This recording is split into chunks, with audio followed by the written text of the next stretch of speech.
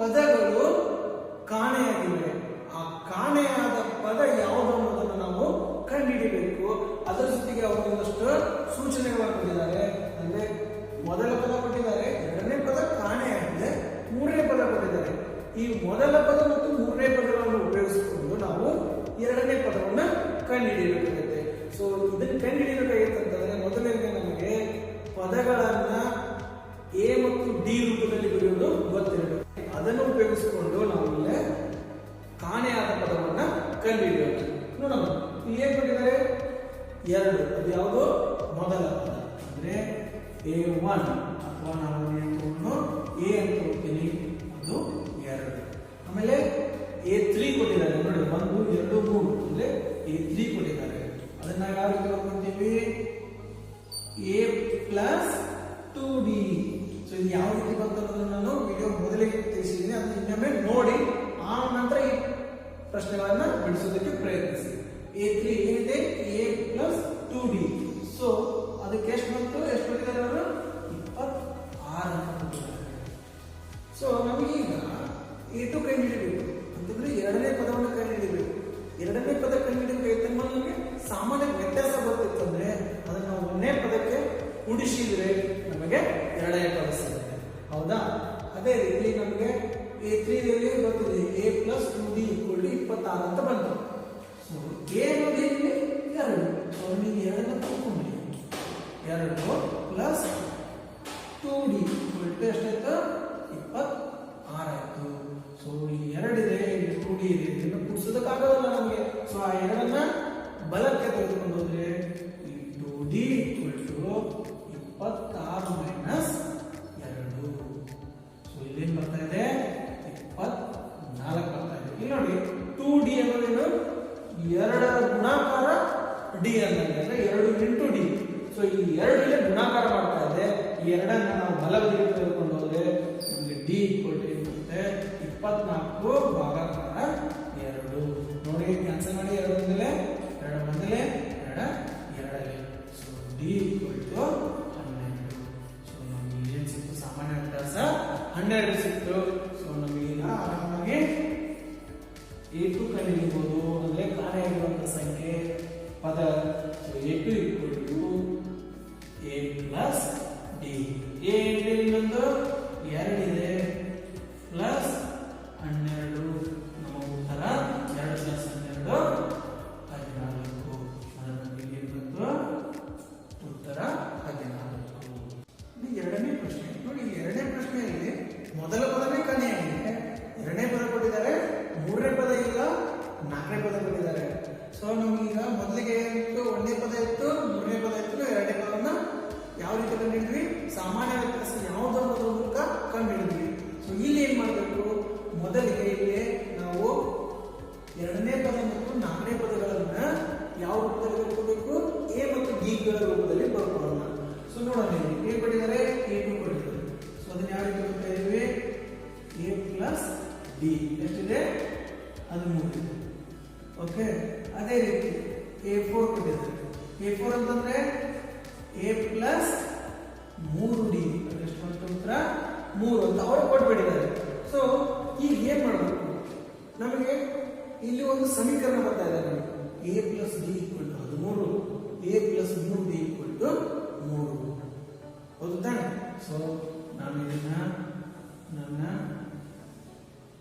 ಒಂದನೇ ಸಮೀಕರಣ ಅಂತ ತೆಗೆದುಕೊಳ್ತೀನಿ, ಇದನ್ನ ಎರಡನೇ ಸಮೀಕರಣ ಅಂತ ತೆಗೆದುಕೊಳ್ತೀನಿ. ಓಕೆ. ನಾವು 9ನೇ ತರಗತಿಯಲ್ಲಿ ಕಲಿತಿರ್ತೀವಿ ಸಮೀಕರಣಗಳನ್ನ ಕಳೆಯುವ ಮುಖಾಂತರ ಯಾವುದೇ ಒಂದು ವ್ಯಾಖ್ಯಾನ ಅಂದರೆ A ಅಥವಾ D ಅಥವಾ ಇಲ್ಲಿ X Y ಇದ್ದಾಗ ನಾವು X ಅಥವಾ Y ಅನ್ನ ಕಂಡುಹಿಡಿಯೋದಕ್ಕೆ ಉಪಯೋಗಿಸ್ತಾ ಇದ್ದೀವಿ. ಅದನ್ನ ನಾವೇನಂತೀವಿ? Elimination method. ಸೊ ಇಲ್ಲಿ ಕಳೆಯೋದು. ಸಮೀಕರಣ 2ರಲ್ಲಿ ಸಮೀಕರಣ 1ಅನ್ನ ಕಳೆಯುವ ಮುಖಾಂತರ ನಾವು ಕಂಡುಹಿಡಿಯೋದು. ಯಾವ ರೀತಿ ಕಳೆಯೋದು? 2 ಮೊದಲಿಗೆ 2ಅನ್ನ ಬರ್ಕೊಳ್ಳೋಣ. A plus 3D = 3. ಇದರಲ್ಲಿ 1ಅನ್ನ ಕಳೆಯಬೇಕಲ್ಲ, ಸೊ ಅದನ್ನ ಕೆಳಗಡೆ ಬರ್ಕೊಳ್ಳಿ. Plus D = 13. ಸೊ ಇದನ್ನ ಕಳೆಯಬೇಕಾಗಿದೆ. ಯಾವ್ದನ್ನ ಕಳೆಯಬೇಕಾಗಿದೆ? 1ನೇ ಸಮೀಕರಣವನ್ನು ಕಳೆಯಬೇಕಾಗಿದೆ. ಅಂದ್ರೆ 1ನೇ ಸಮೀಕರಣ ಕಳೆಯಬೇಕಾಗಿದೆ ಅಂದ್ರೆ ಇದರ ಚಿಹ್ನೆಗಳು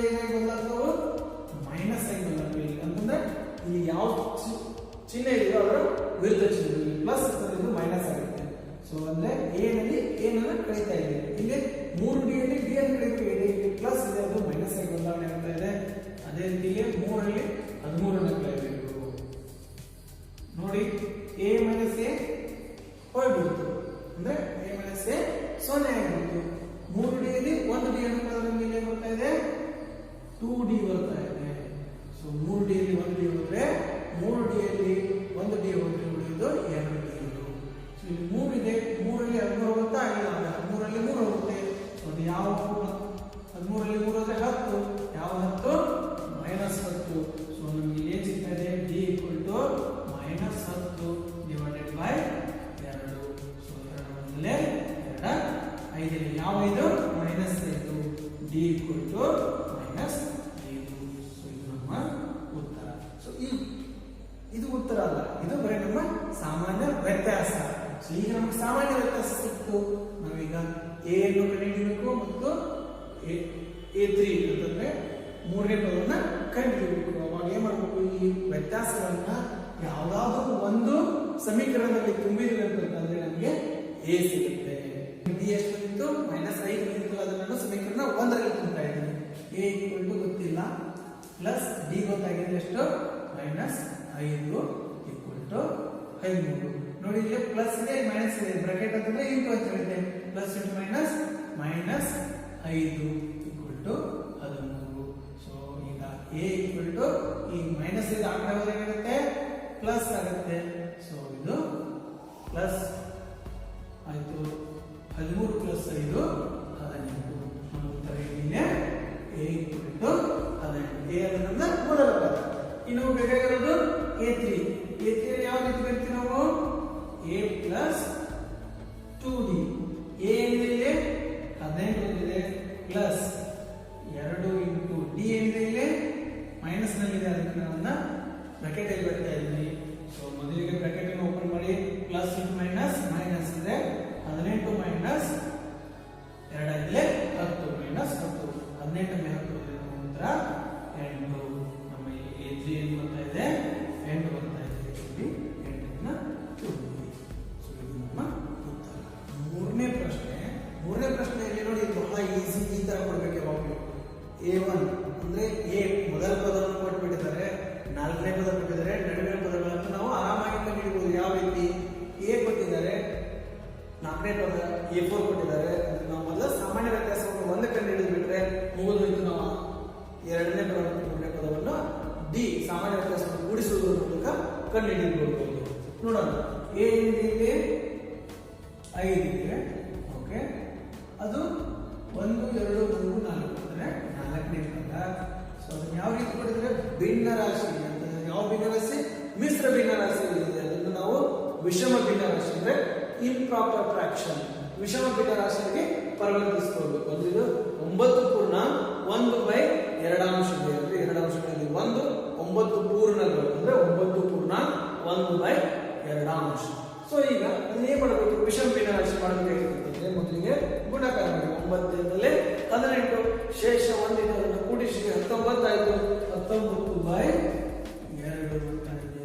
ಈ 19/2 ಅಂದ್ರೆ ಇದು 4ನೇ ಪದ. 4ನೇ ಪದವನ್ನು ಯಾವ ರೀತಿ ಬರೆದಿದ್ದೀವಿ? A + 3D = 19/2. Okay, so A ಅಂದ್ರೆ ಏನು? ಎ ಅಂದ್ರೆ 5. ಸೊ ಇಲ್ಲಿ 5 ಅಂತ ಬರೋಣ. A + 3D = 19/2. ಸೊ ಈ 5 ಆ ಕಡೆ ಬರ್ತದೆ, ಬಲ ತುದಿಗೆ ತೆಗೆದುಕೊಳ್ಳೋಣ. ಎಡಕ್ಕೆ ಇದನ್ನ ಬಲಕ್ಕೆ. ಈ 5 ಏನ್ ಮಾಡ್ತಾ ಇದೆ? ಪ್ರಯೋಗ ಮಾಡ್ತಾ ಇದೆ. ಇಲ್ಲಿ ಪ್ಲಸ್ ಇದೆ. ಸೊ ಪ್ಲಸ್ ಇಂದ ಆ ಕಡೆ ಹೋದ್ರೆ ಏನಾಗುತ್ತೆ? ಮೈನಸ್ ಆಗುತ್ತೆ. 3D ಇದು ಅದೇ ರೀತಿ 3D ಅನ್ನ, ಯಾಕಂದ್ರೆ ನಾವು ಆಮೇಲೆ ಅದನ್ನ ಭಾಗಾಕಾರ ಮಾಡೋದ್ರಿಂದ ನಾವು ಇಲ್ಲಿ ಕ್ಯಾನ್ಸಲ್ ಮಾಡಬಹುದು. ಸೊ ಇಲ್ಲಿ 19/2 - 5. ನೋಡಿ, ಇದು ಭಿನ್ನ ರಾಶಿಯಲ್ಲಿದೆ, ಇದು ಪೂರ್ಣಾಂಕವಾಗಿದೆ. ಇದನ್ನು ನಾವು ಮುಂದೆ ಭಾಗಲಬ್ಧ ಸಂಖ್ಯೆ ಆಗಿ ಮಾಡ್ಕೋಬೇಕಾದ್ರೆ 5/1 ಆಯ್ತು. ಸೊ 2 ಮತ್ತು 1 ಲಸ 2. ಇಲ್ಲಿ 2 ಬಂದಲೇ 1 2 ಅಥವಾ ನೀವು ಕ್ರಾಸ್ ಮಲ್ಟಿಪ್ಲಿಕೇಶನ್ ಮಾಡಬಹುದು. 2 ಇಲ್ಲಿ ಗುಣಿಸಿ 1 ಇಲ್ಲಿ ಗುಣಿಸಿ. 19 - 5 ಕಡೆ 10. ಸೊ ನಮ್ಮ ಉತ್ತರ ಏನು ಬರ್ತಾ ಇದೆ? 19 - 10 ಅಂದ್ರೆ 9/2. ಇಲ್ಲಿ ಇನ್ನೂ ನಮ್ಗೆ ಏನಿದೆ? 3D ಇದೆ. ನಮ್ಗೆ ಬೇಕಾದ್ರೆ 1D. ಸೊ ಅದನ್ನೇ ಮಾಡ್ತೀನಿ ನಾನು, D = 3 ಆ ಕಡೆ ತಗೊಂಡು ಹೋಗ್ತೀನಿ. ಈಗ ಅದನ್ನೇ 9/2 ಬರ್ತಾ ಇದೆ. ಇಂಟು 3 ಆ ಕಡೆ ತಗೊಂಡು ಹೋದ್ರೆ ಅದೇನಾಗುತ್ತೆ? 3 ಇಲ್ಲಿ ಭಾಗಾಕಾರವಾಗಿ ಪರಿವರ್ತನೆ ಆಗುತ್ತೆ.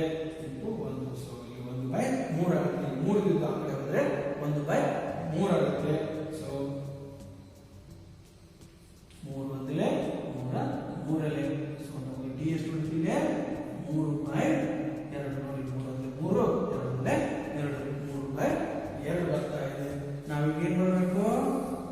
ಡಿ ಸಿಕ್ತು ನಮಗೆ. ನಾವು ಈಗ A2 ಕಂಡುಹಿಡಿಯಬೇಕು. A2 ಏನ್ formula? A plus D. A ಇದೆ 5 ಇದೆ ಪ್ಲಸ್ ಡಿ ಎಷ್ಟು ಬರ್ತಾ ಇದೆ? 3/2. ಸೊ ಇದನ್ನು ನಾವು ಬೆಂಡು ರಾಶಿಯಲ್ಲಿ ಬರೆದ್ರೆ 5/1 ಆಗುತ್ತೆ. ಸೊ 1 ಮತ್ತು 2 ಲಸ 2. ಇಲ್ಲಿ 2 ಇದು 1 2 10 ಪ್ಲಸ್ 3 ಎಷ್ಟು ಬರ್ತಾ ಇದೆ? ಇದು 13/2.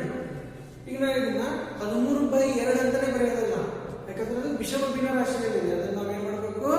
ಮಿಶ್ರ ಭಿನ್ನರಾಶಿ ಕನ್ವರ್ಟ್ ಮಾಡಬೇಕು. ಯಾಕೆ? ಇಲ್ಲಿ ನೋಡಿ, ಛೇದ 2 ಇದೆ, ಅಂಶ 13 ಇದೆ. ಯಾವಾಗಲೂ ಅಂಶ ಕಡಿಮೆ ಇದ್ದು ಛೇದ ಜಾಸ್ತಿ ಇರಬೇಕು. ಇಲ್ಲಿ ಏನಿದೆ? ಉಲ್ಟಾ ಆಗಿದೆ, ಅಂಶನೇ ಜಾಸ್ತಿ ಇದೆ, ಛೇದ ಕಡಿಮೆ ಇದೆ. ಆದ್ದರಿಂದ ಇದನ್ನ ಭಿನ್ನರಾಶಿಗೆ ನಾವು ಮಿಶ್ರ ಭಿನ್ನರಾಶಿಗೆ ಬದಲಿಸಿದ್ರೆ ನೋಡಿ 13 ಅಂತಂದ್ರೆ ಯಾವ ರೀತಿ? 13ನ್ನ 2 ಭಾಗಿಸಿ, 2 6 12 ಎಷ್ಟು ಉಳಿತು? 1 ಉಳಿತದೆ, ಶೇಷ 1 ಉಳಿತದೆ. ಎಷ್ಟು ಪೂರ್ಣಾಂಕಗಳು ಬರ್ತಾ ಇದಾವೆ? 6 ಬರ್ತಾ ಇದಾವೆ. ಅಂದ್ರೆ 6 ಪೂರ್ಣ, ಶೇಷ 1 2 ಅಂಶ. ಈಗ ಇಲ್ಲಿ 6 ಪೂರ್ಣ 1 2 ಅಂಶದಿಂದ ನೀವು ಬರೀಬಹುದು. ಇನ್ನು ನೆಕ್ಸ್ಟ್ A3. A3 ಏನು? A plus 2D. ಓಕೆ, ಏನಿದೆ? 5 ಇದೆ ಪ್ಲಸ್ 2 ಇಂಟು ಡಿ. ಡಿ ಅಂದ್ರೆ ಏನು? 3/2. 3/2 ನೋಡಿ, ಇಲ್ಲಿ 2 1. ಸೊ ಈ ಕ್ಯಾನ್ಸಲ್ ಆಯ್ತು, ನಮಗೆ ಉಳಿದಿರೋದು 3. ಸೊ ಇದು 5 ಪ್ಲಸ್ 3 ಆಗಿ ಸಿಗುತ್ತೆ A3. ಸೊ ನಮ್ಮ A3 ಎಷ್ಟು? 5 ಪ್ಲಸ್ 3 8. ನಮಗೆ ನಾಲ್ಕನೇ ಪ್ರಶ್ನೆಗೆ ಹೋಗುವುದಕ್ಕಿಂತ ಮುಂಚೆ ಎಲ್ಲ ವಿದ್ಯಾರ್ಥಿಗಳಲ್ಲಿ ಒಂದು ಮನವಿ.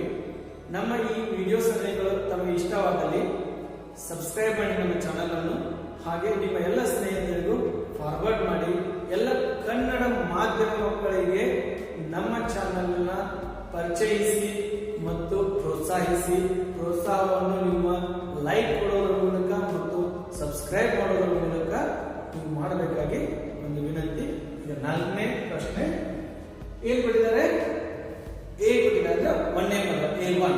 ಸೊ ಅದನ್ನ ಬರ್ಕೊಂಡು A = -4. 1ನೇ ಪದ ಇದೆ, ಆಮೇಲೆ 2 ಇಲ್ಲ, 3 ಇಲ್ಲ, 4 ಇಲ್ಲ, 5 ಇಲ್ಲ, 6ನೇ ಪದ ಕೊಟ್ಟಿದ್ದಾರೆ. ಅಂದ್ರೆ A6 = 6.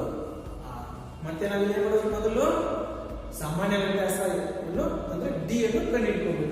A6 ಯಾವ ರೀತಿ ಬರೀತೀವಿ? A plus 5D = 6. So A ಇದೆ -4 ಇದೆ ಪ್ಲಸ್ 5D = 6. ಈ ಮೈನಸ್ ಅನ್ನ ಆ ಕಡೆ ತಗೊಂಡು -4ನ್ನ ಆ ಕಡೆ ತೆಗೆದುಕೊಂಡು ಏನು ಬರುತ್ತೆ? 5D = 6 plus 4. ಮೈನಸ್ ಹಾಕಿದ್ರೆ ಪ್ಲಸ್ ಆಗುತ್ತೆ. D = 10 ಅಂದ್ರೆ 6 ಪ್ಲಸ್ 4 10 ಡಿವೈಡೆಡ್ ಬೈ ಈ 5 ನ ಆ ಕಡೆ ತಗೊಂಡ್ರೆ ಡಿವೈಡ್ ಆಗುತ್ತೆ, ಅಂದ್ರೆ ಭಾಗಾಕಾರ ಆಗುತ್ತೆ. 5 ಒಂದಲೇ 5 ಎರಡಲೇ D = 2. ಓಕೆ, ಈಗ ನಮಗೆ D ಸಿಕ್ತು. A2 A3 A4 ಆರಾಮ್ಸೆ ನಾವು ಕಂಡುಹಿಡಿಬಹುದು. ನೋಡೋಣ ಒಂದು ಬೈ ಒಂದು. ಈಗ A2 ಏನ್ formula? A plus D. A ಇದೆ -4 ಪ್ಲಸ್ 2. ಸೊ ನೋಡಿ, -4 ಪ್ಲಸ್ 2 ಇದೆ. ವಿರುದ್ಧ ಚಿಹ್ನೆಗಳು ವ್ಯವಕಲನ ಮಾಡಿ ದೊಡ್ಡ ಸಂಖ್ಯೆ ಚಿಹ್ನೆಯನ್ನ ಬರೆಯಿರಿ. 4 ರಲ್ಲಿ 2 ಹೋದ್ರೆ 2, ದೊಡ್ಡ ಸಂಖ್ಯೆ ಚಿಹ್ನೆಯನ್ನು -2. ಸೊ ಉತ್ತರ -2. ಅದೇ ರೀತಿ A3 ಅಂದ್ರೆ A ಪ್ಲಸ್ 2D. ಓಕೆ, ಏನಿದೆ? -4 ಪ್ಲಸ್ 2 ಇಂಟು 2. ಸೊ ಇದನ್ನ ಯಾವ ರೀತಿ ಬರೀಬಹುದು ನಾವು? -4 ಪ್ಲಸ್ 2 ಇಂಟು 2 4. ನೋಡಿ, ಮೈನಸ್ ಇದೆ ಪ್ಲಸ್ ಇದೆ, ಅಪೋಸಿಟ್ ಸೈನ್, ವಿರುದ್ಧ ಚಿಹ್ನೆಗಳು. 4 ರಲ್ಲಿ 4 ಹೋದ್ರೆ 0. ಸೊ ನಮ್ಮ ಇಲ್ಲೇ 0. ಇನ್ನು ಮತ್ತೆ A4 ಅಂತಂದ್ರೆ A ಪ್ಲಸ್ 3D. ಸೊ ನೀವು ನೋಡಿ, ಈ ಪದಗಳನ್ನ A ಮತ್ತು D ರೂಪದಲ್ಲಿ ಬರೆದು ಮಾಡಬಹುದು, ಅಥವಾ ಪದಗಳನ್ನ ಪ್ರತಿ ಪದಕ್ಕೆ ಸಾಮಾನ್ಯ ಕೂಡಿಸ್ತಾನೂ ಮಾಡಬಹುದು. ಯಾವುದಾದ್ರೂ ಒಂದು ವಿಧಾನದ ಮೂಲಕ ನೀವು ಮಾಡ್ತಾ ಹೋಗ್ಬೋದು. ಸೊ ಇಲ್ಲಿ ಏನಿದೆ -4 ಇದೆ ಪ್ಲಸ್ 3 ಡಿ ಎಷ್ಟಿದೆ 2. So -4 plus 3 2 6. ನಮ್ಮ ಏನ್ ಮಾಡ್ತಾ ಇದೆ ನೋಡಿ, ಇಲ್ಲಿ ವಿರುದ್ಧ ಚಿಹ್ನೆಗಳು 6 ರಲ್ಲಿ 4 ಬರುತ್ತಂತಂದ್ರೆ 2 ಮತ್ತು ದೊಡ್ಡ ಸಂಖ್ಯೆ ಚಿಹ್ನೆ ಪ್ಲಸ್ ಇದೆ, ಅದು ಬರೆದು ಬರುತ್ತೆ ಬಿಟ್ಟು ಬರುತ್ತೆ. ಸೊ ನಮ್ಮ ಉತ್ತರ ಏನಿದೆ 2 ಇದು 4ನೇ ಪದ ಆಯಿತು. ಅದೇ ರೀತಿ 5ನೇ ಪದ ಅಂತಂದ್ರೆ a plus 4d. So a ಏನಿದೆ ಇಲ್ಲಿ -4 ಇದೆ ಪ್ಲಸ್ 4d ಅಂತಂದ್ರೆ 4 ಇಂಟು 2. ಸೊ ನಮಗೆ ಬರ್ತಾ ಇರೋ ಉತ್ತರ -4 ಪ್ಲಸ್ 4 2 8. 8ರಲ್ಲಿ 4 ಅಂದ್ರೆ ನಮಗೆ 4 ಬರ್ತಾ ಇದೆ. ಯಾವ 4 ಪ್ಲಸ್ 4 ಬರ್ತಾ ಇದೆ. ಸೊ ನಾವೀಗ ಇದನ್ನ 5ನೇ ಪದವನ್ನು ಬರೀತಾ ಇದ್ದೀವಿ. 5ನೇ ಪ್ರಶ್ನೆಯಲ್ಲಿ ಮೊದಲ ಪದವೇ ಕಾಣೆಯಾಗಿದೆ. 2ನೇ ಪದ ಕೊಟ್ಟಿದ್ದಾರೆ, 3 4 5 ಇಲ್ಲ 6ನೇ ಪದ ಕೊಟ್ಟಿದ್ದಾರೆ. ಸೊ ಈಗ ನಾವು ಮತ್ತೆ ಏನ್ ಮಾಡ್ಬೇಕು, ಇದು ಯಾವ ರೀತಿ ಇದೆ ಅಂತಂದ್ರೆ 2ನೇ ಪ್ರಶ್ನೆ ಯಾವ ರೀತಿ ಇತ್ತು ಅದೇ ರೀತಿ ಇದೆ. ಸೊ ಇಲ್ಲಿನೂ ನಾವು 2 ಸಮೀಕರಣಗಳನ್ನು ಮೊದಲು ಬರ್ಕೋಬೇಕು. ಆ 2 ಸಮೀಕರಣಗಳನ್ನು ಉಪಯೋಗಿಸಿಕೊಂಡು ಬಿಟ್ಟಿರುವಂತಹ ಪದಗಳನ್ನ ಕಂಡುಹಿಡಿಯೋಣ. ನೋಡೋಣ 2ನೇ ಪದ, ಅದನ್ನ ನಾವು a2 ಅಂತ ಬರೀತೀವಿ. a2 ಅಂತಂದ್ರೆ 38. ಯಾವ ರೀತಿಯಾಗಿ a2 ನ a ಮತ್ತು d ರೂಪದಲ್ಲಿ ಬರೆಯುವುದು, a ಪ್ಲಸ್ d = 30. ಇದು ಸಮೀಕರಣ 1 ಅಂತ ತಿಳ್ಕೊಳ್ಳೋಣ. ಅದೇ ರೀತಿ ಎಷ್ಟೇ ಕೊಟ್ಟಿದ್ದಾರೆ, 6ನೇ ಪದ ಕೊಟ್ಟಿದ್ದಾರೆ ಅಂದ್ರೆ ಅದು a6 ಎಷ್ಟಿದೆ -22 ಇದೆ. ಸೊ a6 ನ ಯಾವ ರೀತಿ ಬರೀತೀವಿ, a ಪ್ಲಸ್ 5d = -22. ಸೊ ಹೀಗೆ ಮಾಡಬೇಕು ನಾವು. ಸಮೀಕರಣ 1 ಮತ್ತು 2 ಸಂಕ್ಷಿಪ್ತಗೊಳಿಸಬೇಕು. ಯಾವ ಸಂಕ್ಷಿಪ್ತಗೊಳಿಸಬಹುದು, ಪರಿಹರಿಸಬೇಕಂತಂದ್ರೆ ಯಾವುದೇ ಒಂದು ಸಮೀಕರಣದಲ್ಲಿ ಇನ್ನೊಂದು ಸಮೀಕರಣವನ್ನು ವ್ಯವಕಲನ ಮಾಡಬೇಕು, ಕಳಿಬೇಕು. ನಾನೀಗ ಯಾವಾಗಲೂ ನಮ್ಮ ಬೀಜೋಕ್ತಿಗಳಲ್ಲಿ ಯಾವುದು ಗರಿಷ್ಠ ಅಂದ್ರೆ ದೊಡ್ಡದಿದೆಯಲ್ಲ ಅದನ್ನ ನಾವು ಮೊದಲು ತಗೊಳ್ತೀವಿ. ಅಂದ್ರೆ 2ನೇ ಸಮೀಕರಣದಲ್ಲಿ ಒಂದೇ ಸಮೀಕರಣ ಕಳೀತಾ ಇದ್ದೀವಿ. ಸೊ 2ರಲ್ಲಿ 1 ಕಳಿಬೇಕಾಗಿರ್ತಂದ್ರೆ 2 ಮೊದಲು ಬರ್ತೀವಿ.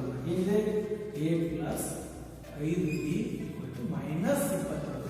ನೋಡಿ ನಿಮ್ಮ ಗಮನ ಇಲ್ಲಿರಲಿ, -22 ಮತ್ತು 2ನೇ ಬರೆದ ಮೇಲೆ 1ನೇ ಸಮೀಕರಣವನ್ನ a ಪ್ಲಸ್ d = 38. ಸೊ ನಾವೀಗ ಏನ್ ಮಾಡ್ತಾ ಇದ್ದೀವಿ, ಇದನ್ನು ಪೂರ್ತಿ ಸಮೀಕರಣವನ್ನು ಕಳೀತಾ ಇರುವಂತಂದ್ರೆ ಈ ಪೂರ್ಣ ಸಮೀಕರಣದ ಚಿಹ್ನೆಗಳು ಬದಲಾವಣೆ ಆಗ್ತಾವೆ. ಅಂದ್ರೆ ಇಲ್ಲಿ ಪ್ಲಸ್ ಇದ್ರೆ ಇದು ಮೈನಸ್ ಆಗುತ್ತೆ. ಸೊ ಇಲ್ಲಿನೂ ಪ್ಲಸ್ ಇದೆ ಮೈನಸ್ ಆಗುತ್ತೆ. ಇಲ್ಲಿ ಪ್ಲಸ್ ಇತ್ತು, ಇದು ಸಹ ಮೈನಸ್ ಆಗಿ ಬದಲಾವಣೆ ಆಗುತ್ತೆ. ಅಂದ್ರೆ 2ನೇ ಸಮೀಕರಣದ ಯಾವ ಕಳೆಯುವಂತ ಸಮೀಕರಣದ ಪ್ರತಿಯೊಂದು ಸಂಖ್ಯೆಯ ಚಿಹ್ನೆಗಳನ್ನು ನಾವು ಇಲ್ಲಿ ಬದಲಾಯಿಸಬೇಕಾಗುತ್ತೆ. ಅಂದ್ರೆ ಕಳೀತಾ ಇದ್ದೀವಿ ಪೂರ್ತಿ, ಅಂದ್ರೆ ಈ ಸಮೀಕರಣವನ್ನ ಪೂರ್ಣವಾಗಿ ಕಳೆಯೋದ್ರ ಅರ್ಥ ಇದು ಮೈನಸ್ ಇಂದ ಇದು ಆಗ್ತಾ ಇದೆ ಈ ಸಮೀಕರಣ ನಮಗೆ. ಸೊ ಈಗ a - a 0. ಸೊ 5d ಗಳಲ್ಲಿ 1d ಹೋದ್ರೆ ನೋಡಿ ಮೈನಸ್ ಇದೆ, ಈಗ ಹೋಗ್ಬಿಡುತ್ತೆ. ಈಗ ಇದನ್ನ ಯೋಚಿಸೋ ಹೋಗಿಲ್ಲ ನಾವು, ಮೈನಸ್ ಇದೆ ಅಂದ್ರೆ 5d ಮೈನಸ್ d. 5d ಅಲ್ಲಿ 1d ಹೋದ್ರೆ 4d. ಓಕೆ, ಇಲ್ಲಿ ಬರೋಣ. ಇಲ್ಲೂ ಮೈನಸ್ ಇದೆ, ಇಲ್ಲೂ ಮೈನಸ್ ಇದೆ. ಮೈನಸ್ ಮೈನಸ್ ಏನಿದೆ, ಸಮಚಿಹ್ನೆಗಳದಾವು. ಸಮಚಿಹ್ನೆಗಳಿದ್ದಾಗ ಏನ್ ಮಾಡ್ಬೇಕು, ಕೂಡಿಸಬೇಕು, ಆ ಚಿಹ್ನೆಯನ್ನ ಬರೆದು ಬಿಡಬೇಕು. 38 22 ಏನಾಗುತ್ತೆ 60. ಯಾವ 60? -60. ಸೊ ಈಗ ಡಿ ಅನ್ನು ಹಿಡಿಯೋಣ ನಾವು, ಆ 4ನ ಆ ಕಡೆ ತಗೊಂಡು ಹೋಗೋಣ, ಅದು ಭಾಗಾಕಾರ ಆಗುತ್ತೆ. ಸೊ 60/4. ಸೊ 4 ಒಂದನೇ 4 ಮೇಲೆ 4 2 20 ಆಯ್ತು. 15. ಇಲ್ಲಿ ನಮಗೆ ಏನ್ ಬರ್ತಾ ಇದೆ, d = -15. ಸೊ ಇದು ನಮ್ಮ ಸಾಮಾನ್ಯ ವ್ಯತ್ಯಾಸ. ನಮಗೆ ಈಗ ಸಿಕ್ಕಿರೋದು ಬರೇ ಸಾಮಾನ್ಯ ವ್ಯತ್ಯಾಸ. ನಾವು ಇನ್ನೇನ್ ಮಾಡಬೇಕು, a1 ಮೊದಲ ಪದ, 3ನೇ ಪದ, 4ನೇ ಪದ, 5ನೇ ಪದ ಕಂಡುಹಿಡಿಯಬೇಕು. ಸೊ ಒಂದು ಮಾಡಬೇಕಾಗಿತ್ತು, ಏನ್ ಮಾಡಬೇಕು, ಮೊದಲಿಗೆ ಈ ಡಿ ಮುಖಾಂತರ ಯಾವುದೇ ಒಂದು ಸಮೀಕರಣದಲ್ಲಿ ನಾವು ಇದನ್ನ ತುಂಬೋದ್ರ ಮೂಲಕ ನಾವು ಎ ಅನ್ನು ಕಂಡುಹಿಡಿಯೋದು. ಸೊ ಈಗ ನಾನು ಮೊದಲ ಸಮೀಕರಣದಲ್ಲಿ ಡಿ ಅನ್ನು ತುಂಬ್ತೀನಿ. ಮೊದಲ ಸಮೀಕರಣ ಏನಿದೆ ನಮ್ದು, a ಪ್ಲಸ್ ಡಿ ಎಷ್ಟಿದೆ -15 ಈಕ್ವಲ್ ಟು 32. ನೋಡಿ ಡಿ -15 ಇದೆ, ನಾನು ಬ್ರಾಕೆಟ್ ಅಲ್ಲಿ ಬರೆದ್ರೆ ಇಲ್ಲಿ ಪ್ಲಸ್ ಇದೆ, ಪ್ಲಸ್ ಇಂಟು ಮೈನಸ್ ಗುಣಾಕಾರ ಮಾಡಿ, ಪ್ಲಸ್ ಇಂಟು ಮೈನಸ್ ಮೈನಸ್ ಆಗ್ತಾ ಇದೆ. A equal k minus 15 equal to 38. So -15 ಆ ಕಡೆ ಹೋದ್ರೆ ಏನಾಗುತ್ತೆ ಪ್ಲಸ್ ಆಗುತ್ತೆ. A equal to 38 plus 15. So ನಮ್ಮ ಉತ್ತರ ಎ ಈಕ್ವಲ್ ಟು ನೋಡಿ 8 5 13 ಕೆಲವೊಂದು 1 3 ಪ್ಲಸ್ 2 5. ಸೊ ನಮ್ಮ ಉತ್ತರ 53. ಮೊದಲ ಪದ 53. ಇಲ್ಲಿ ನಾವು ಮೊದಲ ಪದವನ್ನು ಬರೆಯೋಣ, ಅದು 53 ಆಯಿತು. ನಮಗೆ ಹೀಗೆ ಮಾಡಬೇಕು, ಒಂದನೇ ಪದ ಸಿಕ್ತು, ಎರಡನೇ ಪದ ಕೊಟ್ಟಿದ್ದಾರೆ, ಮೂರನೇ ಪದ ಕಂಡುಹಿಡಿಯಬೇಕು. ಮೂರನೇ ಪದ ಏನಿದೆ A3 ಒಂದು A2 ಪ್ಲಸ್ ಡಿ ಆಗಿ ಮಾಡಿ, ಅಥವಾ A2 plus D, A plus D ಅಲ್ಲ A2 ಪ್ಲಸ್ ಡಿ. ಸೊ ಇಲ್ಲ ಅಂತಂದ್ರೆ ಅದನ್ನ ಎ ಮತ್ತು ಡಿ ರೂಪಗಳಲ್ಲಿ ಬರ್ಕೊಳ್ಳಿ. A3 ಯಾವ ರೀತಿ ಬರ್ಕೋಬಹುದು, A plus 2D. Okay, A ಏನಿದೆ 53 ಪ್ಲಸ್ 2 ಇಂಟು ಡಿ ಏನಿದೆ -15. ಸೊ 53. ನೋಡಿ ಇಲ್ಲಿ ಗುಣಾಕಾರ ಮಾಡಬೇಕು, ಇಲ್ಲಿ ಪ್ಲಸ್ ಇದೆ ಮೈನಸ್ ಇದೆ, ಪ್ಲಸ್ ಮೈನಸ್ ಮೈನಸ್ 2 ಇಂಟು 15 30 ಬರ್ತಾ ಇದೆ. ಸೊ 53 ರಲ್ಲಿ 30 ಅಂದ್ರೆ ಎಷ್ಟು ಉಳಿತು 23. ಸೊ ನಮ್ಮ ಉತ್ತರ A3 ಈಕ್ವಲ್ ಟು 23. ಸೊ ಅದನ್ನ 23. A3 ಸಿಕ್ತು. ಈಗ A4 A4 ಸೂತ್ರ ಏನು, A ಪ್ಲಸ್ 3D. A ಇದೆ 53 ಇದೆ ಪ್ಲಸ್ 3 ಇಂಟು ಯಾವ 15 -15. ಯಾಕಂದ್ರೆ ಡಿ ನಮಗೆ -15 ಬರ್ತಾ ಇದೆ. 53 ಪ್ಲಸ್ ಇಂಟು ಮೈನಸ್ ಮೈನಸ್ 13 15 ಅಥವಾ 15 45. ಈಗ 53 ರಲ್ಲಿ 45 ಏನಾಯಿತು 8. So A4 equal to 8. So ಇಲ್ಲಿ 8 ಅಂತ ಬರೆಯೋಣ. ಸೊ ಅದೇ ರೀತಿ A5 ಸೂತ್ರ A ಪ್ಲಸ್ 4D. A ಇದೆ 53 ಇದೆ plus 4 into minus 15. So 53 plus minus minus 15 4 60. So ನೋಡಿ 53 ರಲ್ಲಿ 60 ಬಲ್ಲ, 60 ರಲ್ಲಿ 50 ಮಾಡುತ್ತೆ. ಸೊ ಅದು 7 ಬರ್ತಾ ಇದೆ. ಯಾವ 7 ದೊಡ್ಡ ಸಂಖ್ಯೆ ಚಿಹ್ನೆ ಮೈನಸ್ ಇದೆ, ಇದು -7. ಸೊ ನಮ್ಮ 5ನೇ ಪದ -7. ಸೊ ಇದನ್ನ -7. ಈ ರೀತಿಯಾಗಿ ನಮ್ಮ 3ನೇ ಪ್ರಶ್ನೆಯನ್ನು ಪೂರ್ಣಗೊಳಿಸಲಾಗಿದೆ.